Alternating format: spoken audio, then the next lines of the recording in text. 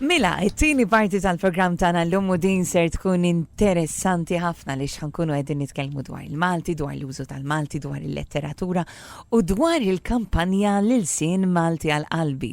Il-kampanja bejn l-Uffiċċju tal-President kif ukoll seb organizzazzjonijiet tal-Malti. Kenna l-opportunità ftit tal-ġematilu nitkellmu anki min huma dawn l-organizzazzjonijiet tal-Malti nsiru nafuhom.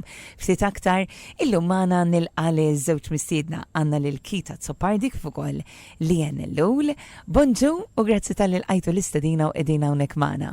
Grazzi li l-ek tal-istadina, Kristi. Kit, kif sejrin fil-kampanja?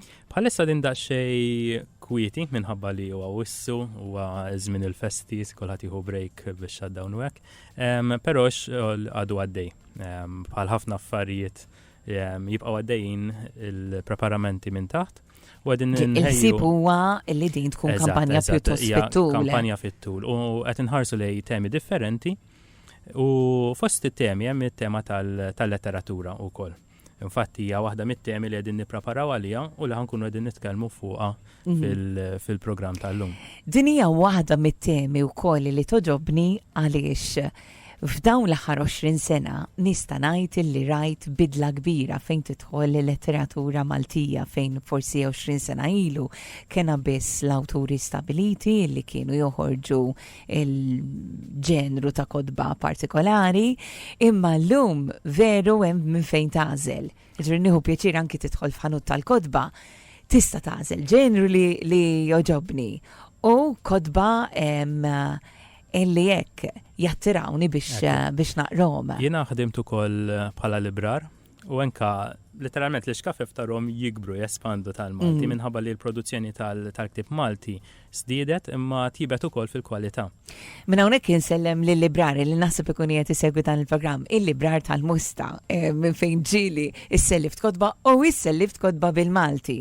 Il-librar jaqra ħafna nsellimlu hawnhekk Noel Bartolo, il-librar jaqra jew fabrissa issa fil-kunjom tfixkil ġiftit, imma l-librar ukoll ikollu forsi jaqra iżjed ikun jaf iżjed u pereżempju meta jkun hemm xi ktieb tajjeb jgħid li jismara dan vera tajjeb isli taqrah. Ekku xogħol huwa li jidħol bejn il-qarrejja u l-ktieb li jara fil-qarrejja x'iridu u jissuġġerilhom il-kodba li jista' jkun joġbuhom. U sabiħ li nispera li fil-libreriji kollha dawn il-kodba bil-Malti wkoll li ħirġin sew matul dawn l-ħarsin insibu kopja tagħhom hemmhekk ukoll. Jiena nħoss il-liva l-apprezzament tal-ktieb Malti qed jiżdied u fost l-oħra dan huwa grazzi għall-kittieba bħalma hija wara kollox li qiegħda magħna. Hemm ukoll xogħol kbir li apparti ovvjament l-istorja li trid tkun waħda tajba għal ġol ktieb. Hemm il-preżentazzjoni tiegħu. Jiġifieri llum qed nara ċertu oriġinalità wkoll anki kif jiġi ippreżentat il-ktieb. L-ewwel li tikol line, jiġifieri jekk il-qoxra tal-ktieb u t-titlu tal-ktieb mhux attraenti biżejjed biex indawwar wara ħalli nara fuq xi titratta bejn wieħed u ieħor l-istorja. Forsi dak il-ktieb ma jinqabadx fl-idejn tan-nies. Ekku, dak li nifmu bi ktieb mhux vera, mhux illum biss biex ngħidu hekk, imma forsi llum qed niġu iktar konxji tagħhom u għaw iktar aċċess biex anke l-ktieb ma jibqax sempliċement ftit folji legati minn naħa waħda, imma isir xi ħaġa aktar ħajja u dinamika. Anke meta tqis forom oħra ta' kodba possibbli anke bħal audiobooks jew e-books. U allura dak li nifmu bi ktieb jieħu forom u suriet differenti li jsiru anki kważi l-logħba minnhom infushom hemm dan il-gost li taqbad il-ktieb u tqalleb fih b'mod differenti ġin naf anki kitna fliħob ħafna l-pop-ups pereżempju, l-pop-up books. Il-ktieb isir esperjenza sensorja minna nnifisha biex ngħidu hekk hux vera. U hija arti fiha nnifisha. Ekku. Qed nieħu gost li jana tissemmi l-aċċess minħabba li din hija xi ħaġa li qegħdin nikbru fiha imma fadlilna fejn nimxu l qudiem. L-aċċess tal-ktieb għal persuni differenti. Li jen semmit il-kodba elettroniċi, semmit il-kodba audio, li nħobb nsejħilhom kodba tal-widna. Ekku. Però hemm aspetti oħra tal-aċċessibilità li għalkemm qed isir xi xogħol jonqos iktar xisir. Per eżempju, l-użu ta' fonts ta' tipi li jkunu adattati għal min għandu dislessija. L-attenzjoni għal kulur tal-paġna. Il-kodba bil-brejl. Li jidir li kull manna xi żewġ pubblikazzjonijiet bil-brejl. Waħda minnhom il-Bibja. Però riċentament għadni kemm sirt naf li l-Aġenzija Nazzjonali tal-Litterizmu qed taħdem fuq xi xogħol ġdid. Huwa importanti ħafna li l-letteratura tagħna tkun aċċessibbli. Tkun aċċessibbli mhux biss għal min għandu diżabilitajiet imma inka għal swieq oħra barranin. L-aċċessibilità hija naħseb aspett li issa li għandna ċertu critical mass, għandna ċertu momentum fil-kitba fil-letteratura tagħna, l-aċċessibilità naħseb issa hija l-pass li jmiss sabiex nimirħu iktar fil-letteratura tagħna u nwaslu għal nies oħra jew minoranzi jew nies f'lingwi oħra. Kit, ejjen nitkellmu ftit ukoll anki dwar l-apprezzament tal-letteratura sa meta tfal tagħna jkunu għadhom żgħar. Sfortunatament jien ġenituri rajt pereżempju xatt mit-tfal tiegħi illi kompla jistudja l-Malti anki f'livell avvanzat, imma dejjem kien hemm isu għatem. Għax dis sorprenditni, ġifiri fi żmien tiegħi ta' meta kont qed nistudja kien hemm din l-antipatija lejn il-letteratura. Għaliex forsi konna ġejna preżentati b'letteratura li ma kienx daqshekk attraenti, ma kienx daqshekk li forsi ġelna insaqsu nkunu kurjużi ftit iktar, kienet pjuttost depressiva wkoll bħala kontenut tagħha. Imma din l-antipatija lejn il-letteratura tkompli anke fiż-żgħażagħ tagħna tal-lum.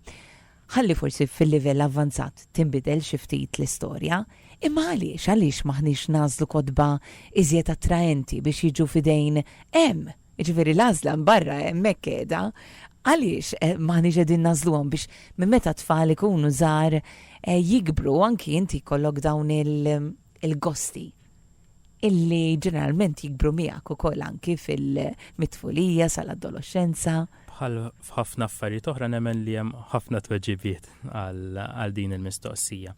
Fost l-oħrajn hemm it-tagħlim innifsu, kif iseħħ it-tagħlim fil-klassi. Jiena ġieli għallimt testi li huma tan-niket illi l-istudenti jispiċċaw jibku jien kważi nispiċċa nibki magħhom. Però fl-aħħar jgħidulek kemm kienet sabiħa din ser. Xi kultant tista' tgħallem dak li huwa depressiv. Mod li dak li jkun jara fil-li din hija parti oħra mill-ħajja u dak li huwa taniket jista' jinkiteb b'mod sabiħ xorta waħda.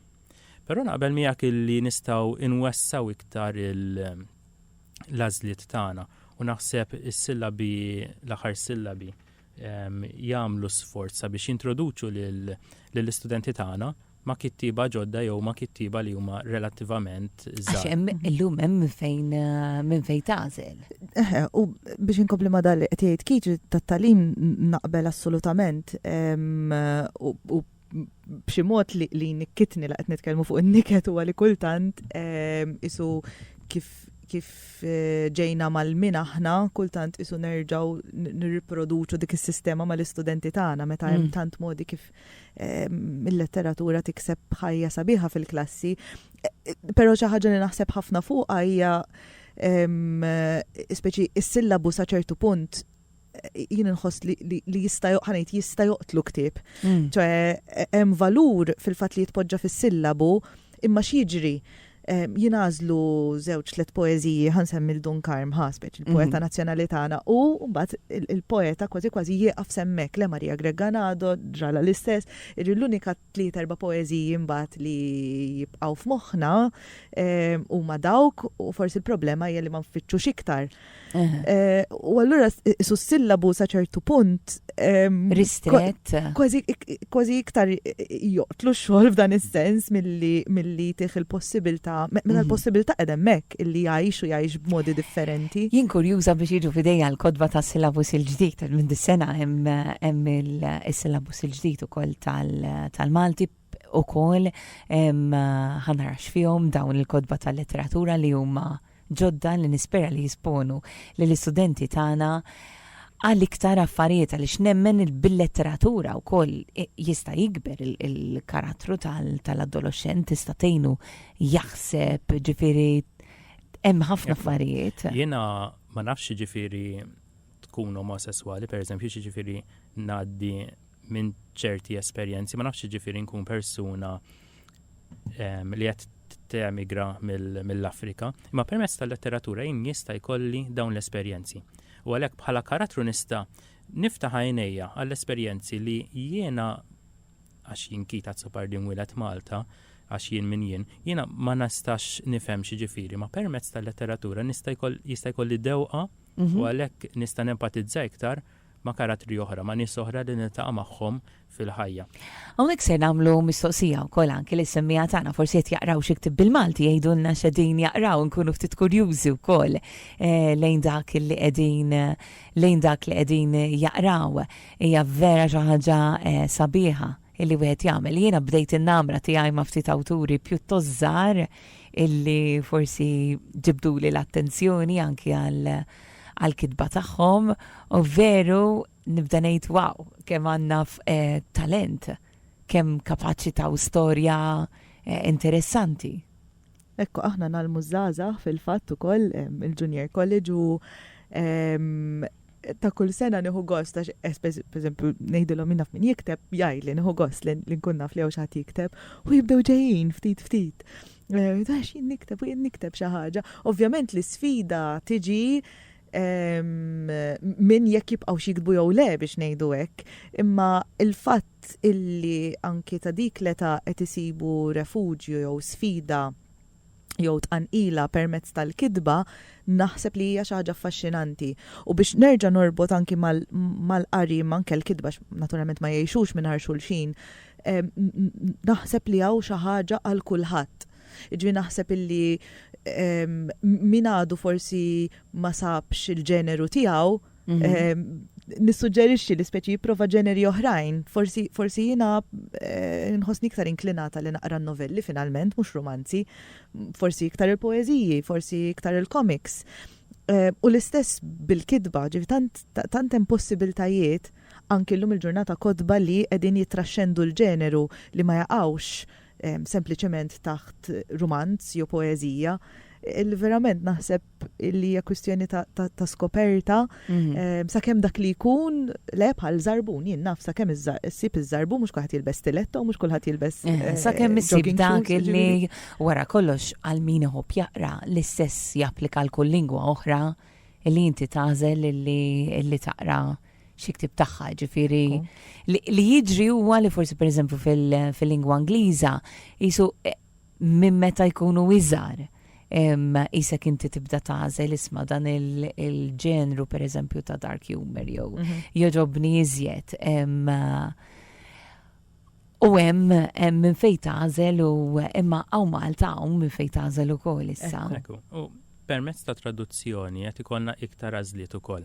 Għaliex għax xi kultant forsi il-produzzjoni tal-ktib oriġinali bil-Malti ma tlaħħaqx mad-domanda tal-qarrija. Ara xi kultant joħorġu it-traduzzjonijiet. X'inhu l-proċess biex jiġi tradott ktieb għal dinja vera ġaġa kbira, ġifieri awtur internazzjonali Taljan, Spanjol, Iranjan ikun kiteb ktieb illi jkun kiseb suċċess raġonevoli b'dan il-ktieb.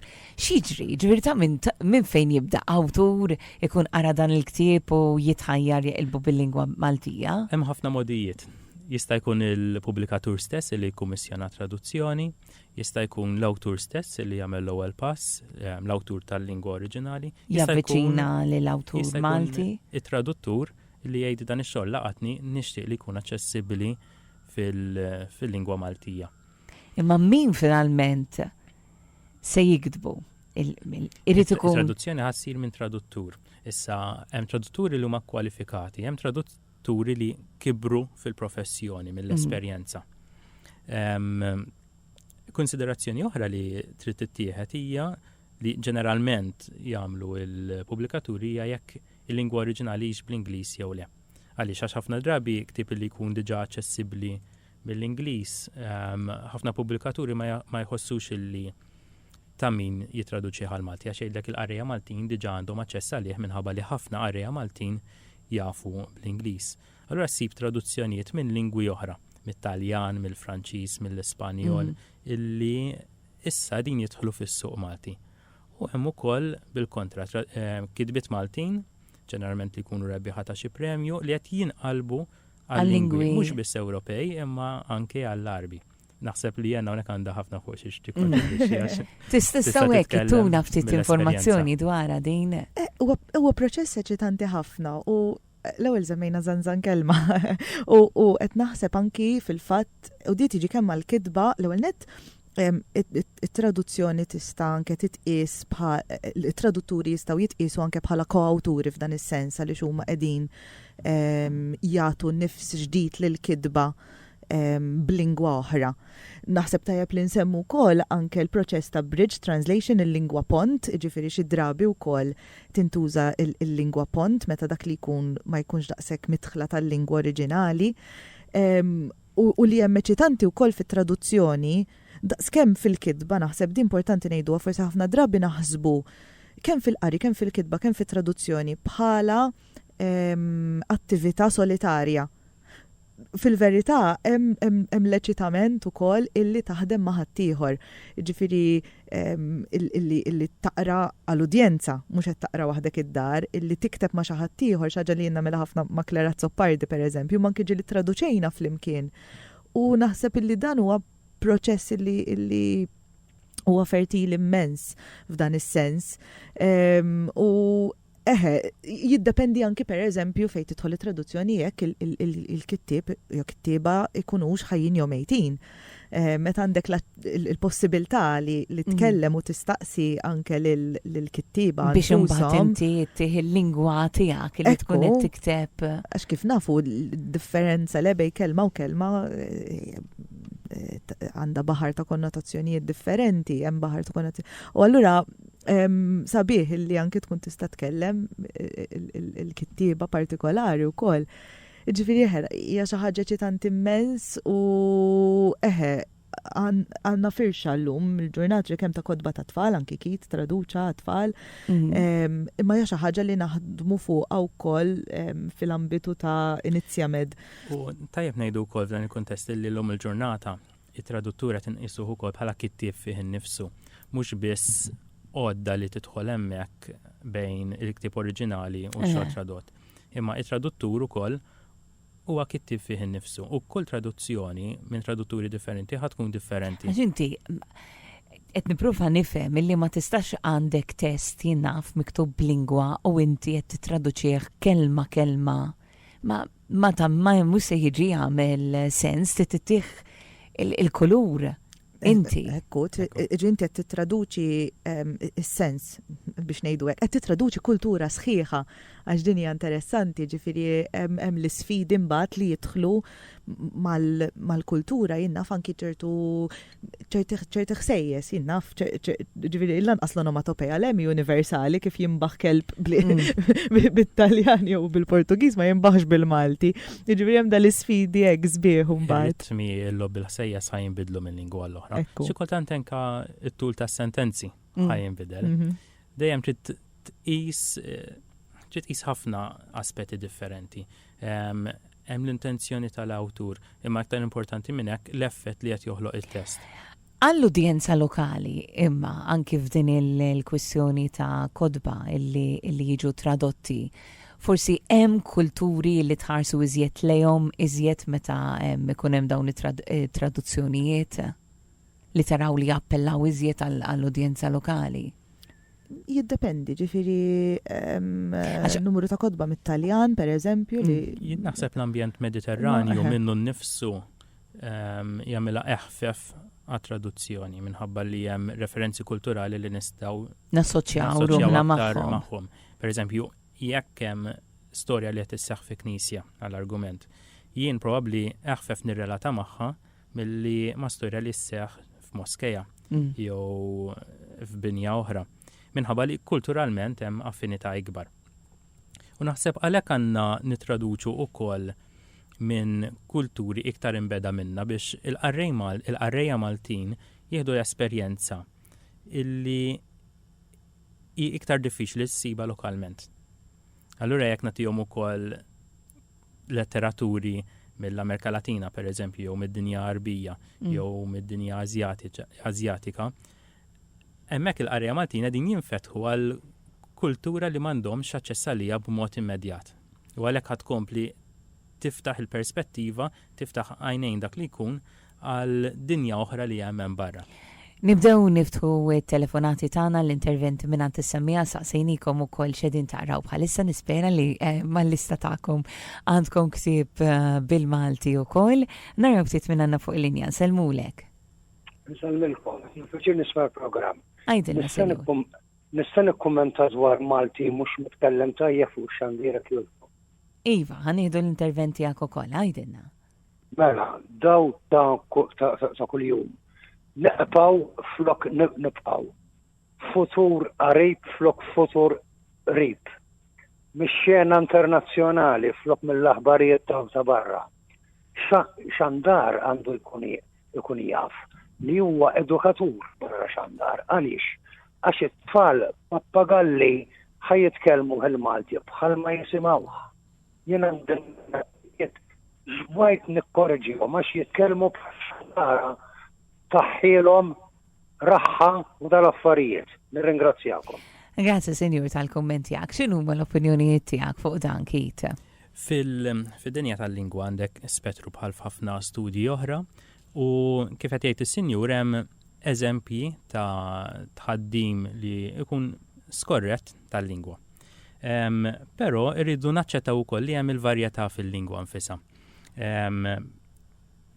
Uridu naċċettaw illi ċerti kelmiet daħlu u illum il-ġurnata huma naturalizzati fil-lingwaġġ tagħna. Però naqbel illi irid tkun hemm iktar attenzjoni u ħafna drabi Xandara jkollhom dan l-irwol illi jażlu li huma dawk il-bidliet li ormai huma aċċettati fil-lingwaġġ tagħna u li huma dawk il-bidliet illi għadhom friski wisq jew jistunaw wisq fl-idjoma Maltija. U hemmhekk il-Xandara iva għandhom ir-responsabilità. Imma mhumiex biss ix-Xandara, hemm l-għalliema wkoll hemm il-ġurnalisti li jiktbu fil-gazzetti, hemm it-tradutturi li diġà semmejnihom. U biex niġu lura s-suġġett tal-lum il-letteratura hemm ukoll il-kittieba illi jridu għadu attenti għal kuntest tal-ktieb. Mela jekk jien fi ktieb letterarju għandi karattru li minnu nnifsu jitkellem bid-dialett li iħallat bejn Malti u Ingliż, hemmhekk huwa aċċettabbli għax hemmhekk għandi l-karattru li fih innifsu jgħat jitkellem dak il-mod. Allora ħanna ċettaħ fil-kidba. Imma jekk imbagħad ir-romanz tiegħi huwa romanz storiku u ambjentat fil-ħamsinijiet, hemmhekk il-Malti tiegħi jrid ikun iktar adattat, iktar xieraq għal dak il-perjodu storiku li qed nirrifletti jiena. U f'dan il-kuntest il-kittieba għandhom responsabilità. Speċjalment dawk il-kittieba illi jikdbu għat-tfal jew għall-iskejl minħabba li t-tfal ħafna drabi jirrepetu mhux it-tfal biss anke aħna nirrepetu dak illi nisimgħu u niltaqgħu miegħu. Nieħdu ftit iżjed interventi mingħand is-semmija, ħallew insellmulek. Bonġu nsellmilkom. Għajdilna, Sinjur. Jiena u ħafna nies oħra nisimgħu fuq it-television kultant klim bl-Ingliż. U biex ma ngħidx anke lingwa oħra qed tidħol fil-pajjiż fejn jiklu reklami u affarijiet oħra. Jiena nemmen ukoll li hawn ċertu edukaturi li jekk issib edukatur b'każu li għandu fuq il-50 u is-60 jiġifieri biex ngħidlek kbir. Il-Malti jitkellmu mod u llum iż-żgħażagħ li laħqu edukaturi jitkellmu mod ieħor. U din hija xi ħaġa li ma nafx hekk tistax tirranġa. Dak nixtieq ngħid, thank you. Grazzi, Sinjur, tal-kommenti għak. Ħanidu ftit kommenti wara xurxin, un bat nkunu nistaw inwiġbuhom ukoll.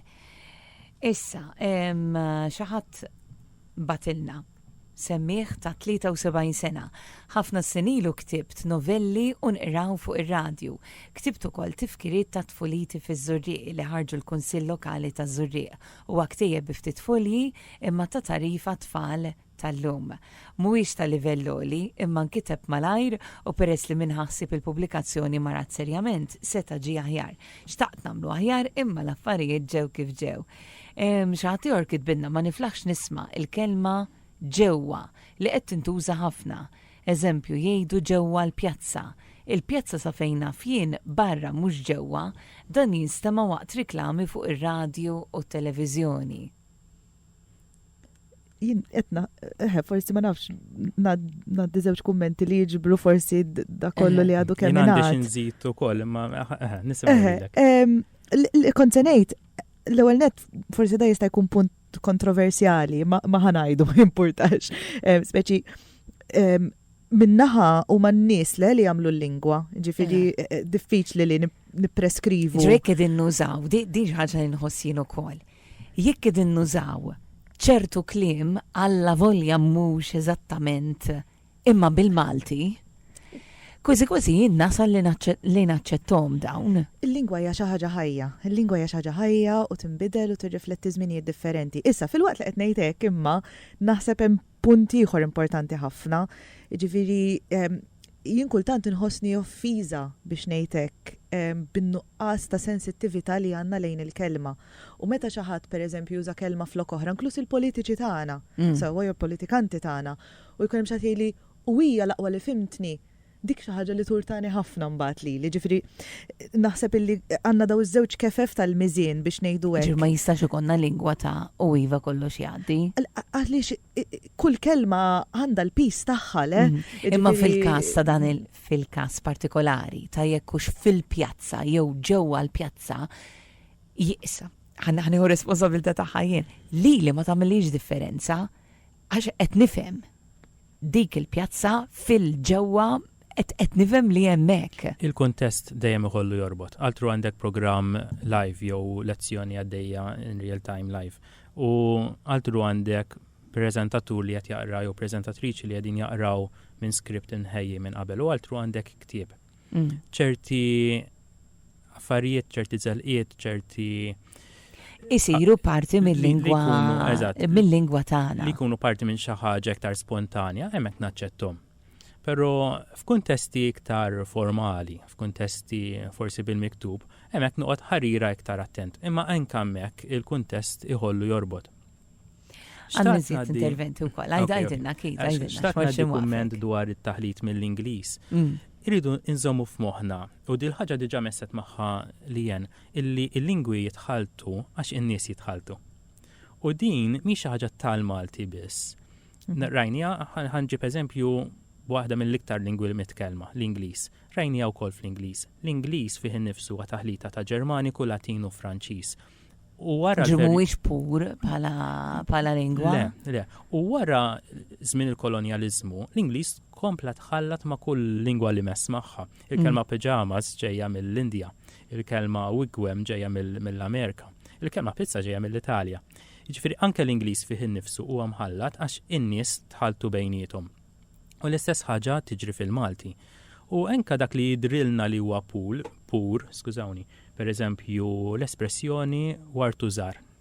Dik ukoll hija traduzzjoni letterari ta' idjoma mit-Taljan.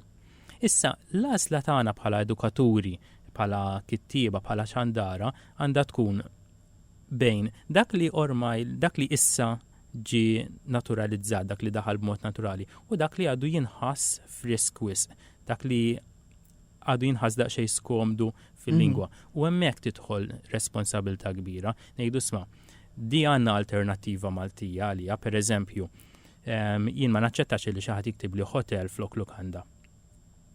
Imma f'affarijiet oħra, pereżempju futbol, iva hemmhekk naċċetta li futbol tinkiteb skont ir-regoli tal-Malti, għax dik hija kelma li ormai indrat issa ndrat fil-lingwaġġ tagħna u nistgħu nqisuha bħala parti mill-vokabolarju tagħna. Ħadd gost ukoll bil-kumment tas-Sinjur li qal li kien għamel ġabra ta' novelli. Għaliex għax il-kittiba mhumiex biss dawk illi jagħmlu suċċess u jirbħu l-premji, għaw bosta kittiba illi xi kultant jikdbu għalihom infushom, naf min kiteb l-autobiografija tiegħu pereżempju stampa u qassama lil familjari tiegħu biss, hemm min jikteb fid-djarji. Il-kitba hija attività li issir anke f'dawn iċ-ċriki iż-żgħar. U għalkemm is-sinjur ikkumenta li xogħlu ma ħareġ daqstant tajjeb daqskemm forsi xtaq, jiena xorta nieħu gost f'kummenti ta' nies bħalu, ta' kittiba bħalu, minħabba li l-kitba m'għandix tkun biss il-prattika tal-elit jew ta' dawk li jagħmlu suċċess. Imma li inti taqsama ma' l-oħrajn. Eżatt. Għandi iktar kummenti li deħlin ukoll mingħand is-semmija hawnhekk jidher iżjed minn kumment wieħed li huma urtati bil-lingwa Maltija li tintuża fir-riklami li nisimgħu il-ħin kollu. Xelta, nużaw il-kelma xelta minn flok għażla pereżempju, in-nuqqas ta' użu ta' Malti tajjeb. Għandna l-xi fuq linja, hello insellmulek. Hello. Ed nisimgħuk, Sinjura. Mela, ismana biss minn fuq it-telefon. U jekk jogħġbok jitfisset ta' radju tiegħek, għajdilna. Hello. Ed nisimgħuk. Għandek, jiena persi ma għandix xaqsam ma dan is-suġġett li tgħidiltu. Jiena anzjana, għax dal-waqt għandi 94. U jiena nħobb nisma' nara t-television. U jġibuna dawn li għodu ifemuna fuq il-kuvventi, fuq il-palazzi, għalix ikun hemm dak id-daq jistabattem bil qegħdin jitkellmu huma. Għax naħda l-anzjani mbagħtu naqru. Ma tistgħux tirranġaw. Sinjura, nieħdu il-kummenti għak, dik xi ħaġa li konxja tagħha ħafna jiena waqt li nkunu qed nippreżenta l-programm li l-mużika fl-isfond tista' tellef lil dak li jkun milli jifhem il-kelma illi tkun qed tingħat. Imma insomma ta' 94 qed tisma' l-programm idnu pjaċir li qed tissegwina għaliex xi ħaġa veru sabiħa. Nieħdu iżjed telefonati, insellmulek. Għandna xi ħadd jor fuq linja bin-numru jispiċċa 52 qed jismana bir-radju miftuħ u ma nkunux nistgħu nikkomunikaw b'dan il-mod. X'tista' tgħidulna Kitu Lien dwar din l-apprezzament issa lejn il-letteratura, xem naf li hemm l-Inizjamed, jekk hemmx forsi sferi ta' fejn wieħed jista' jiltaqa' jaqsam dawn il-kitbit tiegħu anke jekk m'intix awtur jew awtriċi. Meta bdejti jiena ħanejtek naħseb kont fortunata li sibt in-nies it-tajbin li qabduni minn idejja jew minn xari jew ma nafx minn fejn speċi u gwidawni. Dak iż-żmien niftakar l-università kont qiegħda t-tielet sena, kien daħal żagħżugħ fl-ewwel sena li kien Kit u kien beda grupp. U iżu ftit u mbagħad kienet reġgħet qabdet anki reġgħet qamet fuq saqajja l-Għaqda tal-Malti.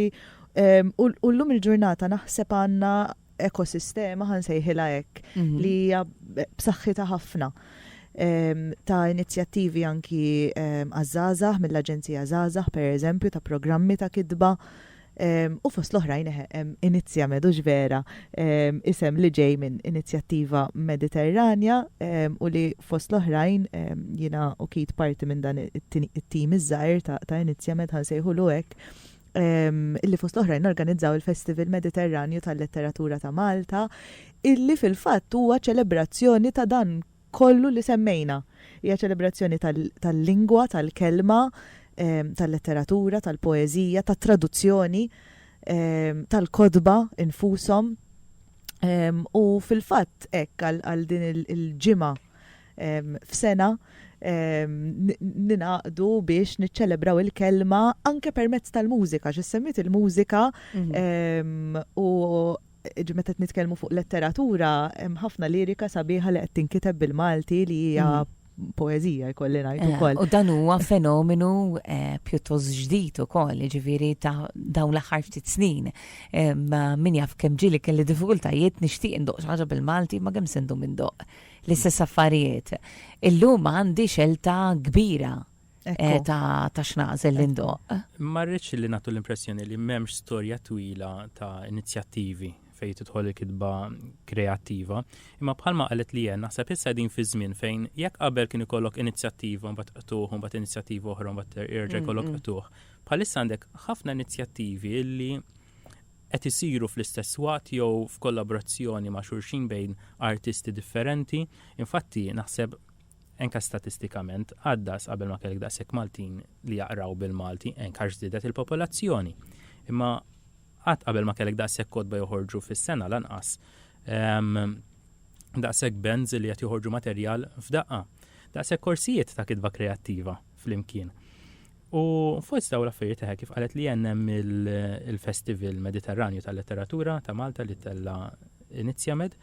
U dan il-festival huwa partikolari għax jiġbor disċiplini flimkien b'mod armoniku ħafna, b'armonija. U huwa festival li jippreżenta l-qari bħala xi ħaġa performattiva wkoll. Mela mhix xi ħaġa li ssir waħdek, x'imkien waħdek maqtuħ, mhix xi ħaġa li ssir b'mod bieret, imma qed tisma' lil awturi uħud minnhom imħarġa fis-sena fl-arti tal-qari fil-pubbliku. U dawn pratikament din jagħmlulek xogħol performattiv, mhux qed jagħmlulek qari biss. U għat il-festival ukoll ikun hemm dan il-tlaqqieħ bejn kulturi differenti, bejn nies differenti li jitraduċu lil xulxin u mbagħad jippreżentaw ix-xogħlijiet tradotti ta' xulxin lill-pubbliku. Din is-sena l-festival ħajkun nhar il-ġimgħa u s-sibt fil-għaxija fit-8 u ħanżommu l-post tas-soltu ħajkun fil-pjazza ewlenija tal-Forti Sant'Irmu. Però hemm attivitajiet oħra madwar dan il-festival. Bienet segwina bħalissa nista' naqbad u niġi għal volja qatt ma ġejt xi waħda minn dawn l-inizjattivi. Il-biljetti jistgħu jinxtraw elettronikament. Dak li jkun jekk jidħol fuq il-paġna ta' Inizjamed jista' jsib it-tarif kollu, l-attività ta' Inizjamed ukoll. Jekk xatt ma jirnexxilux isib il-paġna jista' jibgħat Ekku, messaġġ li l-na ekku. Però l-paġna suppost għandha tinstab faċilment. Li hemm sabiħ ukoll li finali speċi biljetti għal ċaġa żgħira tal-flus, imma illum u għada pereżempju hemm żewġ attivitajiet li huma bla ħlas kompletament, jiġifieri dak li jkun jista' jiġi u anki jieħu dewqa, anki jiltaqa' mal-kittieba mistiedna li għandna. U minn hemmhekk imbagħad anki l-qofol tal-festival kif qed ngħidu jintlaħaq fl-aħħar jumejn il-ġimgħa u s-sibt ġewwa Forti Sant'Irmu kif qed ngħidu, jew fil-Forti Sant'Irmu. Ċelebrazzjoni sabiħa ser tkun imma tistgħu titlu fuq il-paġna tal-Facebook ukoll, jafsu like u jkollhom ukoll iżjed informazzjoni dwar din. Allum se nifqgħu hawnhekk għax il-ħin tar illi kellna dispożizzjoni tagħna. Ħadd ħafna gost illi kontu magħna, illi hekk forsi tajtuna daqsxejn toma interessanti wkoll ta' dak li toffri l-letteratura bħalissa fuq linja kelli xi ħadd illi ma ħadx l-intervent tiegħu ma nafx hekk għadu smana fuq linja. Hello? Yes, hello. Iva, għajdilna. Rinżet il-kommenta l-ewwel semmieħ fuq il-broadcasting. Asfortunatament, il-pluralism in broadcasting kien intenzjoni tajba. Però, disgrazzatament, ġew impjegati nies li qasafu jitkellmu. U minn hemm kulħadd ittieħed dik il-kelma ġewwa hija misħuta lija, daħal ġewwa l-ħajt, mela l-ħajt xi kaxxa jew l-ajruplan niżel ġewwa l-airport, immaġina niżel ġewwa l-arrivals jew ġewwa departures. Daw hemm ħafna kliem, ma nistax ninsihom lek għassallek il-ħin. Imma ruxxumata ta' kliem, però mbagħad għandek oħrajn misconstruction ta' sentences, skwadra ta' kontra droga tal-pulizija, jiġifieri il-pulizija għandhom id-drogu.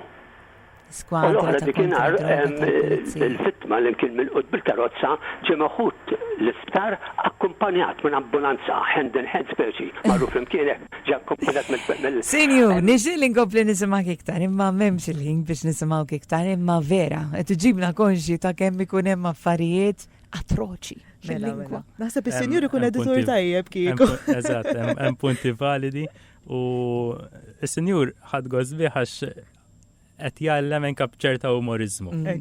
Grazzi tal-li kontu magħna, kitu li nawguralkom milli fil-futur terġgħu tkunu magħna u tgħidulna b'aktar inizjattivi u avvenimenti sbieħ. Christine Delicata għal kulħadd.